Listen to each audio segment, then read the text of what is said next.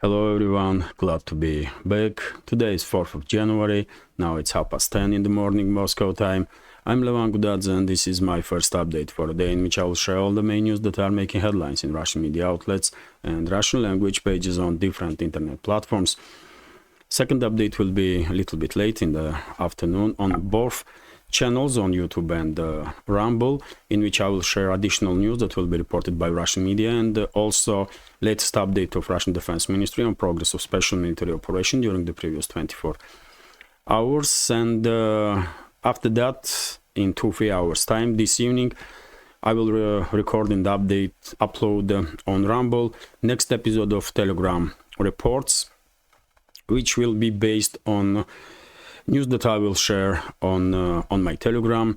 Yesterday's episode of Telegram reports were quite informative, surprisingly informative even for me.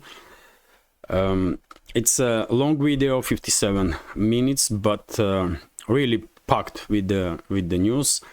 And if you are interested, and if you are watching this video on YouTube, please consider to subscribe on my Rumble channel. You can see links under this video in the description box or in the pinned comment, and you can check out 7th episode of Telegram reports.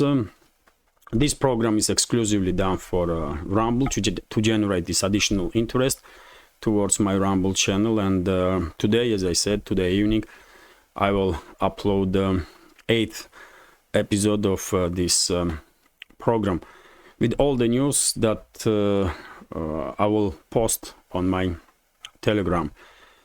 That's been said, let's talk about news now. And first of all, short summary of the situation on Ukrainian battlefield. According to reports from Russian media outlets, Russian Telegram channels, military channels, and Defense Ministry, there was no breakthroughs on a line of contact, although Russian forces are increasing pressure on Ukrainian armed forces all along the line of contact. But let's begin from Kherson direction. According to several channels, as a result of increased pressure from Russian side and probably realization by Kyiv regime that left bank was a trap for Ukrainian armed forces, we are observing significant decrease in activity of Ukrainian armed forces, and several channels are even reporting that in upcoming days Ukrainian armed forces will probably leave Krinky area and withdraw towards right bank of the Dnieper river. Hard to tell if that will be the case, but as I said, several channels are reporting about it. And if Ukrainian forces will withdraw from Krinky, central areas of the Krinky, then Russian armed forces, of course, will shift attention towards Oleshki direction, and I guess Russian strikes will intensify on small Ukrainian footholds right next to destroyed Antonovsky Bridge and railway bridge in Oleshki area. Situation is under full Russian control, and even though Russian air forces are not as active as previously to conduct air strikes on Ukrainian armed forces on the right bank, we can clearly see last several days significant increase of Russian drone strikes on the right bank of the Dnieper River, and the Ukrainian armed forces on daily basis are losing quite a number of military equipment as a result of Russian Lancet drone strikes. So yet again, situation is under full Russian control. Nothing is happening that can influence this sector of the front line in immediate future, at least in the favor of Kyiv regime. It's only Russian forces that are capable of conducting large-scale operations in any of the sectors of the front line, Kherson direction included. When it comes to Zaporozhye sector of the front line, main hotspot is of course Orekhov bridgehead, where Russian forces are increasing pressure on Ukrainian units in Rabotina area and Verbova area. Although we are not talking about some massive offensive operations from Russian side. It's still local scale skirmishes, and at this point I guess it's only a matter of time when Ukrainian general staff will finally make decision to withdraw its forces from Orekhov bridgehead entirely, step by step, but it's inevitable at this point. And of course, first of all, Ukrainian units will withdraw from Rabotina settlement, which is only partially controlled at this point by Ukrainian armed forces, and Russian side basically encircled this settlement from southern and western sides. Yet again, operational pause, I will say, is holding, because there is no large-scale operations in this area, and initiative in Russian hands. Absolutely. When it comes to South Donetsk sector of the front line, we have a few hotspots traditionally. One is Novomikhailovka, and this morning I did share video on my Telegram. This one, as you can see, Russian air forces are conducting strikes on positions of Ukrainian military in Novomikhailovka settlement, and it's yet again, even from this video, you can clearly see that as a result of intense clashes in this area, almost nothing is left from this village, and Ukrainian forces will find it extremely difficult to hold on to anything in this area, and eventually they will of course withdraw from Novomikhailovka. It's just a matter of time. And also we had reports that Russian forces intensify local scale operations in Urozhaina and Staromayorskaya direction, and I guess it's not gonna be a surprise to anyone if in upcoming days Ukrainian units will withdraw from these two settlements, Staromayorskaya and Urozhaina, and next Russian forces will probably continue these local scale offensive operations and regain control over the Vremevsky salient, all the settlements here that was lost during this so-called Ukrainian counteroffensive. And we are talking about just a few small tiny villages, nothing of large scale. Situation is under full Russian control, and the initiative is in Russian hands. When it comes to Donetsk sector of the front line, main hotspots are still Avdiivka and Bakhmut direction, of course. No significant changes in Avdiivka area at this point. I'm a little bit disappointed in myself, in my reading of big picture when it comes to Avdiivka, because I was expecting that Ukrainian units will collapse in Avdiivka before end of 2023, but it did not happen. And now I guess Avdiivka is entering stage that Bakhmut went in, and Avdiivka will definitely become second Bakhmut for Ukrainian armed forces, and at least several brigades, several Ukrainian brigades eventually will find their last stand in Avdiivka, like it happened during the Russian Bakhmut offensive operation. So we can probably say that Avdiivka is definitely second Bakhmut, just in a little smaller scale. So clashes in this area probably will continue for a quite long time now. Confrontation is definitely entering a stage of attrition in this area. When it comes to Bakhmut direction, according to some reports, Russian forces improved their positions on both flanks of Bakhmut, southern flank from Kurdimovka to Klishchevka, and also on the northern flank in between Bogdanovka and Khramovaya, and Russian forces are closing into Ivanovskaya or Krasnaya. And yet again, no surprises here. Initiative is in Russian hands, and I guess it's only a matter of time when Russian forces will finally begin assault on Chisov Yar, on Ukrainian garrison in Chisov Yar, and also Konstantinovka. Initiative is in Russian hands, and I don't think Ukrainian armed forces will have even slight chance to regain initiative in this or any other direction, including northern sectors of the front line from Seversk and Liman to Kupiansk, in these sectors, artillery duels mainly between the sides, local scale skirmishes, reckoning force operations, and constant struggle for control over the forestories in this area, Serebiansky forestory or forestory right next to Sinkovka settlement on Kupiansk direction. But yet again, nothing in the scale that can be called breakthrough or can influence overall situation on the northern sectors of the front in immediate future. So operational pause mainly is holding, and Russian side basically actively demilitarizing Ukrainian armed forces by this strategy of active defense.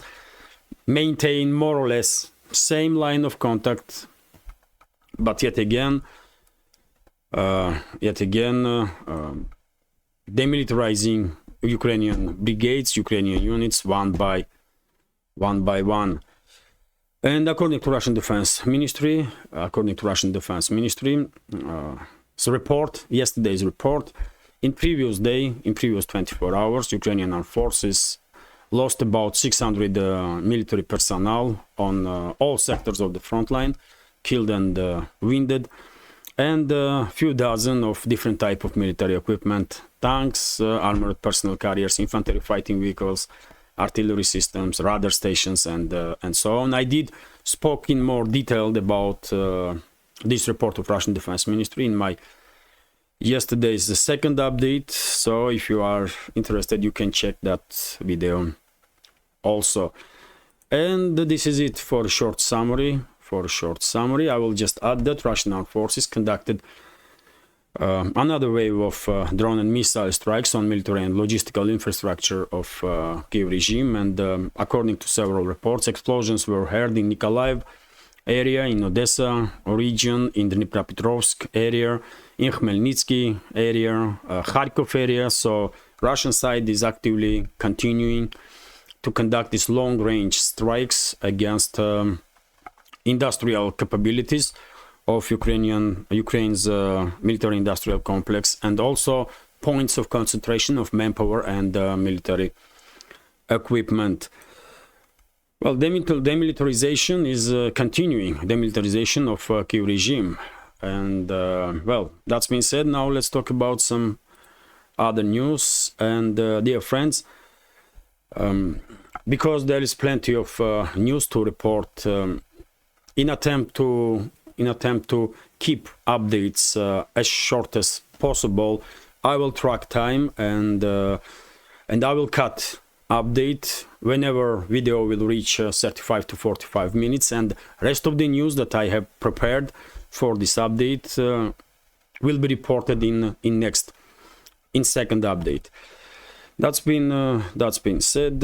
Well, this update is already 13 minutes, so RT is reporting that Russia and Ukraine conducted a major New Year's prisoner exchange yesterday. This information became available to public here in Russia yesterday evening, and with the participation of United Arab Emirates,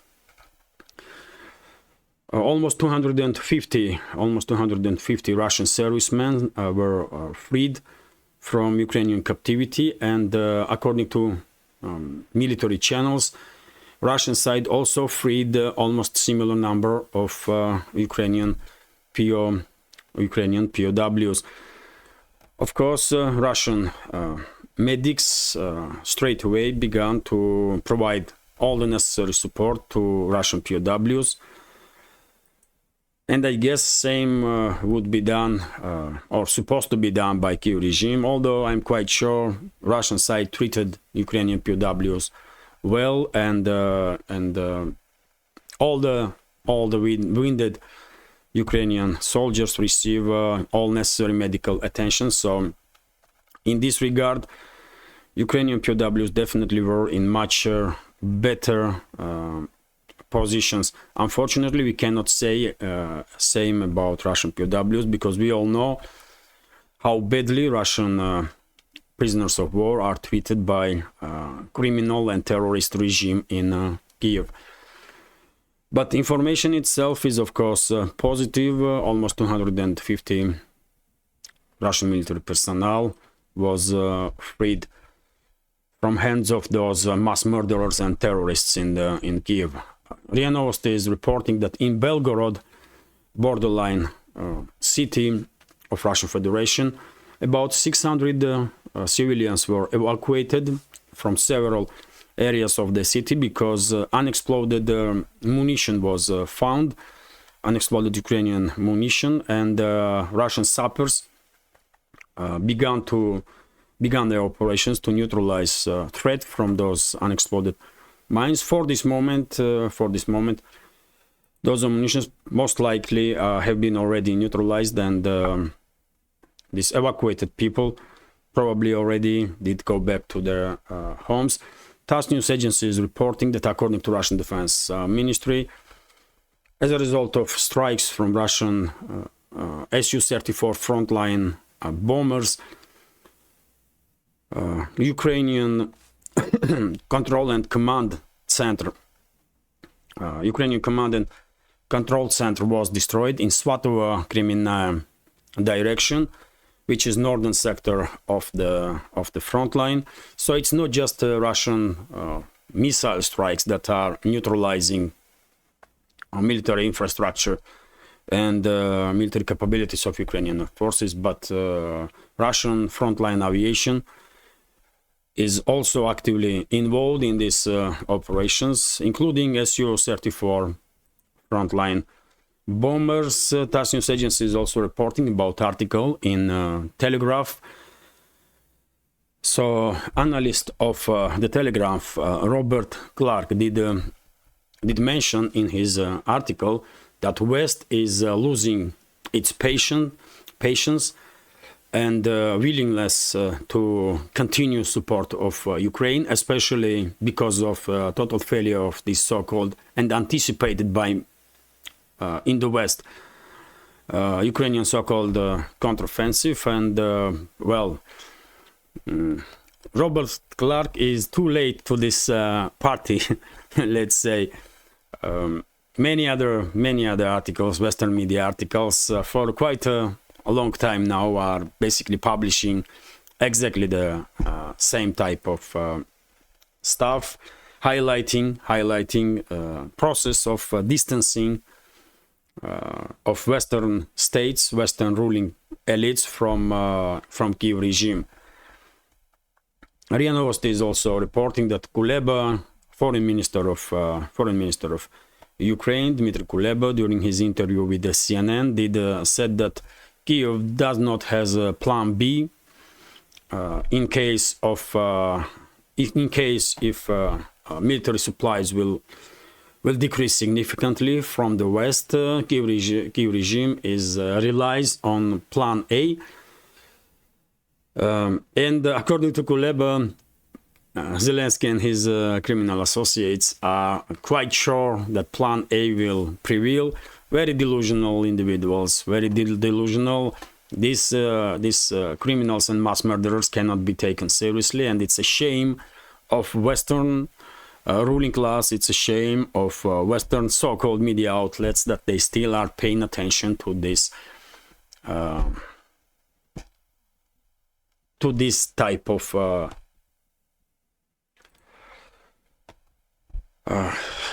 whatever they are.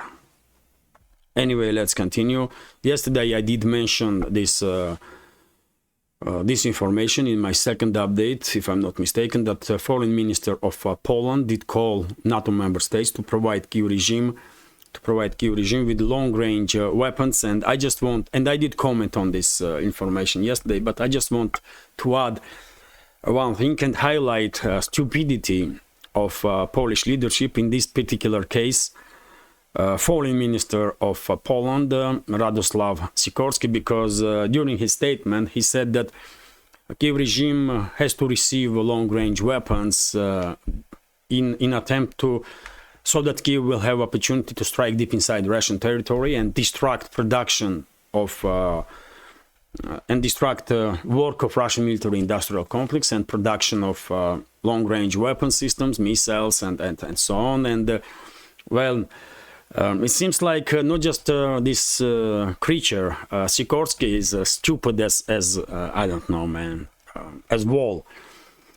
But he don't even have a more or less adequate and intellectual advisors. Otherwise, this idiot will know that majority, significant part of Russian factories or industrial capabilities of Russian military industrial complex are located in Siberia or Far East. And to strike from Ukraine to that far, Kiev regime has to receive intercontinental ballistic missiles, because there is no weapons in NATO arsenal, no ballistic missiles in NATO arsenal that can reach this far.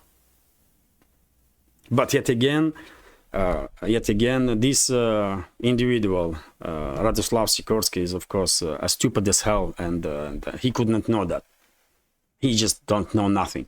He's sick with Russophobia, and uses any opportunity to, demonstrate how inadequate and how mentally ill he is, really. I would not be surprised if someone will tell this creature that to strike Russian military industrial complex, some intercontinental ballistic missiles must be used, and he may in his next statements call NATO member states to provide Ukraine with maybe intercontinental ballistic missiles. I don't know, but yet again, does he know that those type of missiles in US, for example, are on the ground basis, in underground charts, or on submarine base, on submarines? And then what's gonna happen? Poland gonna call US to give the Kiev regime nuclear submarines, or land in the US where these intercontinental ballistic missiles are. Unbelievable stupidity, man, from these idiots. And maybe West should provide the Kiev regime with nuclear weapons also. I mean, one should ask this idiot, foreign minister of Poland, about that also, and he will probably say yes, why not? Idiots, man. RT is also reporting that EU justifies Ukrainian attacks on Russian civilians. Well, unfortunately, this is true. We did not hear any condemnations of strikes by Kiev regime on civilians, intentional strike on civilians that took place on New Year's Eve.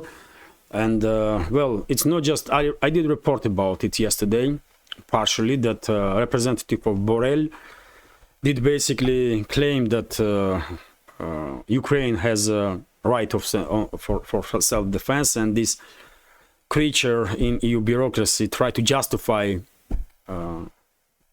war crime by Kiev regime with this sentence. And unfortunately, Foreign Ministry of France did made exactly the similar statement. They did try to justify war crime of Kiev regime with a very similar sentence, that Kiev has or Ukraine has a right on self-defense, as if killing of civilians has anything to do with self-defense. It's I mean, total nonsense, isn't it? And well, these statements from EU did make very angry former Russian president and current deputy chairman of Security Council, and he did write in his Telegram channel very strong words in this particular case towards elites of the ruling elite of the France. He did use very strong words, I will say, and I cannot even translate to you what he exactly said, because well, YouTube probably will take down my channel immediately if I will repeat what Medvedev said.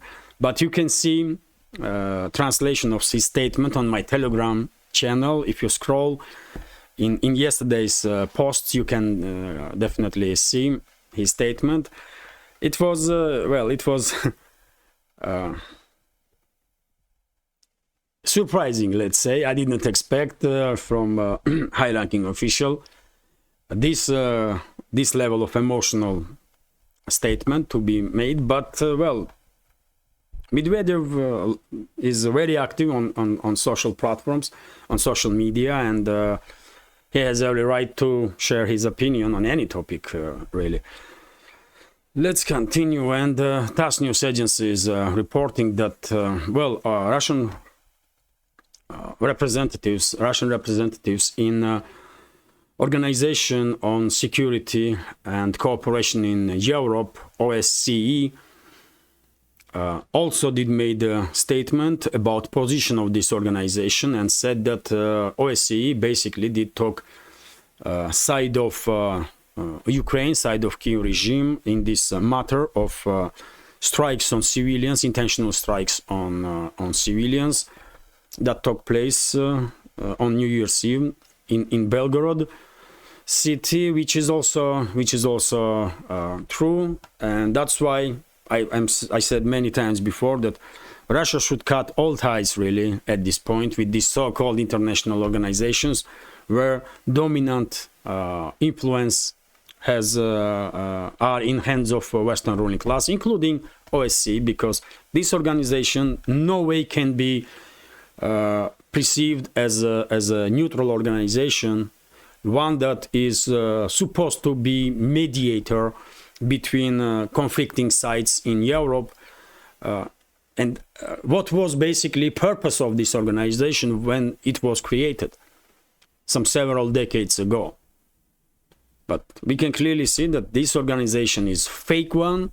It means nothing, and I don't really understand why Russian side, why Moscow spends money, taxpayers' money, to keep delegations in representatives in this organization, and why Moscow is spending time to even communicate with this basically mass murderers leadership of this organization, because they are basically supporting war crimes of Kyiv regime. Therefore they are mass murderers also, like Zelensky and his criminal associates and the Western masters of Zelensky in US, in London. But maybe it's only a matter of time, and Kremlin will reconsider its attitude towards these organizations, and some changes will take place, because really, I mean, millions and millions of dollars have been spent for delegations to fly in and out and to maintain these communications, when this amount of money can be used here inside Russia and had better use. Why we are spending this money on these creep and fake organizations, really? What is the point? We clearly can see that OSCE or any other so-called international organization that is under full control of Western ruling class, I mean, they all are fake and tools in hands of Western elites, weapon basically. They all been weaponized, and it's obvious for everybody, isn't it? Anyway, let's continue. RIA Novosti is reporting that Vasily Nebezhnya, Russian head of Russian mission in the UN, did made a statement in regards to situation in the Red Sea and call movement of Ansar Allah, more known worldwide as a Yemeni Houthi rebels. So he called this organization, this movement, to stop any strikes in the Red Sea against ships, because according to Nebezhnya, these waterways are extremely important for world economy, for stability in this world, and these destructive actions are not helping nobody. These strikes from Houthi rebels on ships that are passing through the Red Sea are not helping nobody. So basically, even creating additional risks. Let me translate entire information. So I will provide you with the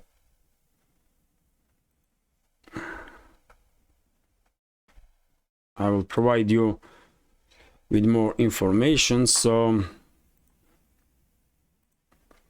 I know a number of members of our community were critical of me when I was saying basically exactly the same, that these strikes from Houthi rebel are not helping Palestinian cause, because it does generates more risks for stability in the region. And well, I guess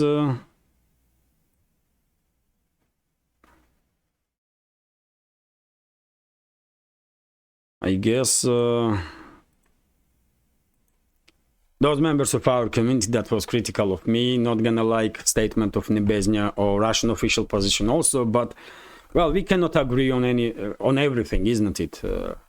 And that's okay. So leadership of according to this information, statement of Russian diplomat is next. The leadership of the Ansar Allah movement should stop any actions that could pose a threat to commercial ships in the Red Sea and the Gulf of Aden. Russia's permanent representative to the organization, to the UN, Vasily Nebezhny, said at the UN Security Council meeting, "Free and safe navigation in the region is the key to sustainable supplies of not only commercial but also humanitarian cargo. We categorically condemn attacks on civilian ships, which jeopardize not only the freedom of safety of navigation but also the lives and health of sailors," the diplomat stated. According to him, the state of affairs in the Red Sea raises serious concerns in Moscow. The trade routes passing through it extremely important for international trade and the stability of the world economy, the permanent representative emphasized. He also called on the leadership of Ansar Allah movement to exercise restraint and demonstrate responsible behavior. We demand the immediate release of the Galaxy leader and its crew. The diplomat said Galaxy leader is one of the ships that were seized by Houthi rebels a few weeks ago, and I did report about it in previous updates. Well, meanwhile, Nebezhny said that what is happening in the region has become a direct projection of the violence in Gaza, with escalation observed in other occupied Palestinian territories, as well as on the border between Israel and Lebanon. So this is the statement and of Russian high-ranking diplomat, and I will say official position of Moscow. Hopefully, leadership of Ansar Allah organization or movement will listen to these calls from friendly nations. From friendly nations like Russia. I believe Iran probably is also working with the Houthi rebels to and recommending them to de-escalate, because yet again, Red Sea is extremely important for a world economy, and escalation in this region gives additional reasons to Washington and other NATO member states to increase their military presence in the region. And I don't think increased presence of US in any region of the world is good for that region's security and stability. Isn't it? Anyway, let's continue. TASS news agency is reporting that according to Ministry of Health of Iran, as a result of terrorist attack yesterday in Kerman, 95. This is seems like this is final information at this point, that 95 people were killed and more than 100 wounded. Earlier Iranian news agencies did report that 103 people were killed and more than 200 wounded.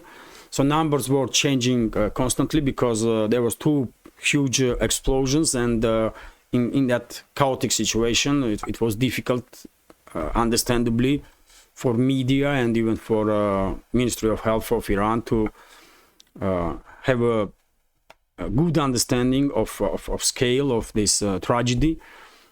And well, I did report in my second update yesterday information about it. You can check that video out. Unfortunately, terrorist attack took place in Kerman on the road right next to cemetery where Qasem Soleimani, Iranian general, is buried.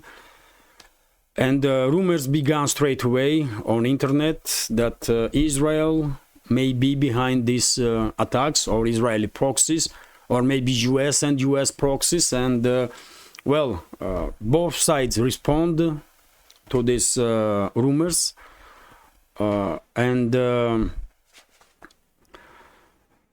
US did made a statement that they have nothing to do with these attacks. And also Israel, according to Wall Street Journal, Israel did promise to its allies that Israeli secret services have nothing to do with these strikes, these terrorist attacks in Iran. Well, after that, State Department of US did made a similar statement that US and Israel are not involved in this tragedy. Hard to tell, because me personally, I have no trust to Netanyahu's government, and I definitely have no trust in current administration of US. I don't think many people trust them in this world, and let's wait what investigation will say. Unfortunately, there is a risk that directly or indirectly Israel or US or both countries' secret services were involved in this terrorist attack to destabilize situation in Israel, or to provoke regional conflict, to destabilize the entire region. And well, as I said many times before, if a Western ruling class will manages to provoke regional conflict in Middle East, it will be devastation not just for a region but also for a world economy. I'm quite sure about it. Let's continue. Let me check how long is this video. It's 37 minutes already. Maybe one or two videos and I will cut this update there, and the rest of the news will be reported in my second update. So RT is reporting that US secretly prolongs military base deal with Qatar, according to CNN. Washington and Doha have quietly signed a deal to extend the presence of American troops at Qatar Al Udeid Air Base, CNN has reported, citing unnamed US sources. US forces will remain at the base located in the desert southwest of Doha for at least another 10 years, in line with the agreement. The broadcaster reported on Wednesday Al Udeid, which has been the biggest US military installation in the Middle East since 2003, can host up to 10,000 servicemen. It is also used by Qatari and British Air Force. So, well, maybe Houthi rebels did not escalate in the Red Sea, Qatar will refuse to prolong this deal. Maybe not, who knows. But that's what we have on the ground. And as I said just a few minutes ago, increased presence of US military bases are a threat for any region, especially for the Middle East. And it was proven many times before, and it will be proven again. That's a reality. Unfortunately, US presence, especially military presence outside of US, are source of destabilization, not security. And it is true for every region in the world, especially Middle East, which suffered from US military actions for decades and decades and decades. And well, RT is reporting that US court unseals Epstein-linked names. This is gonna be big scandal, I guess, in the US, because very powerful people have been named in this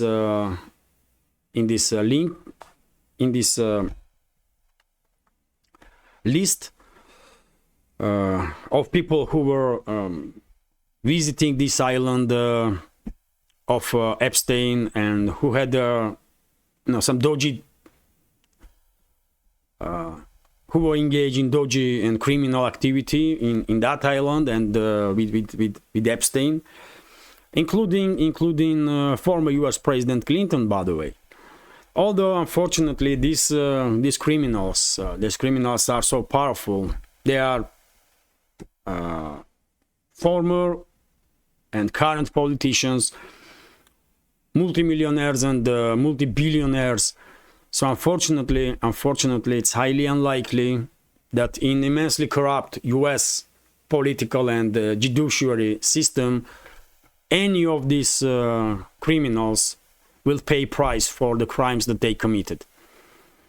There will be too much talk in the media about these people, most likely, or maybe even not. They will be talking independent small media outlets, mainly that are mainly based on internet.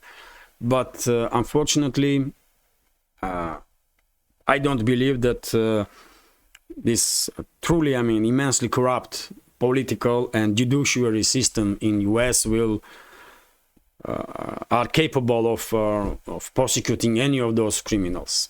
No, it's not happening.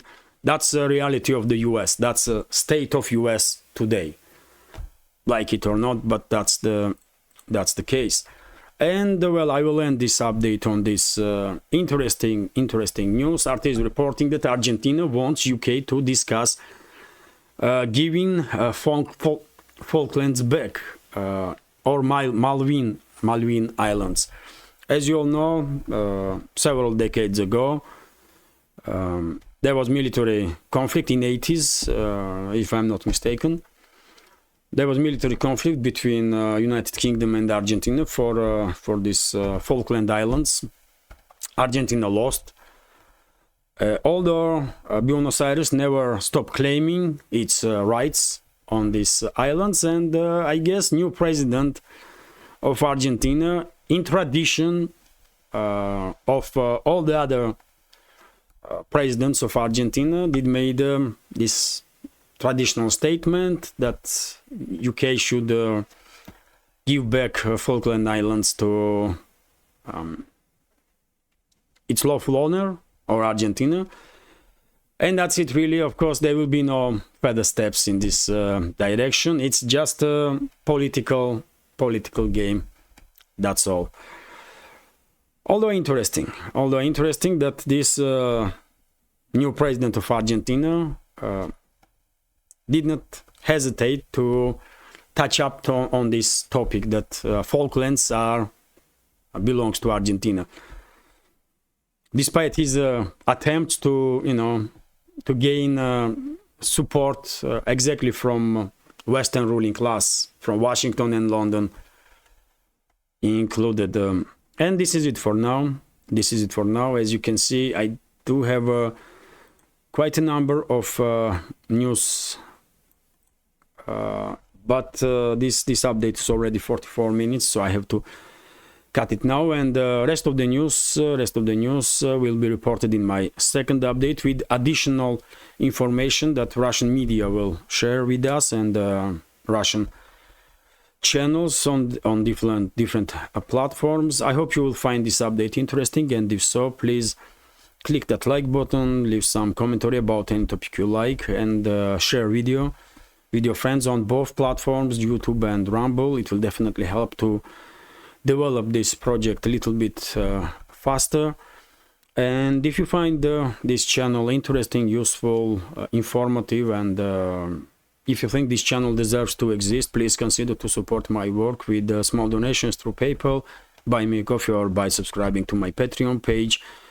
You can see links under this video in the description box or in the pinned comment.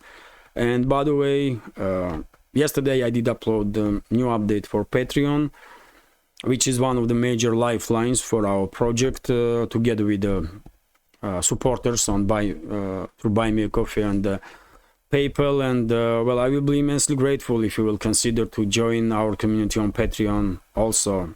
It's as I said, it's very important for this project and to me. This is it for now. Have a great day and take care.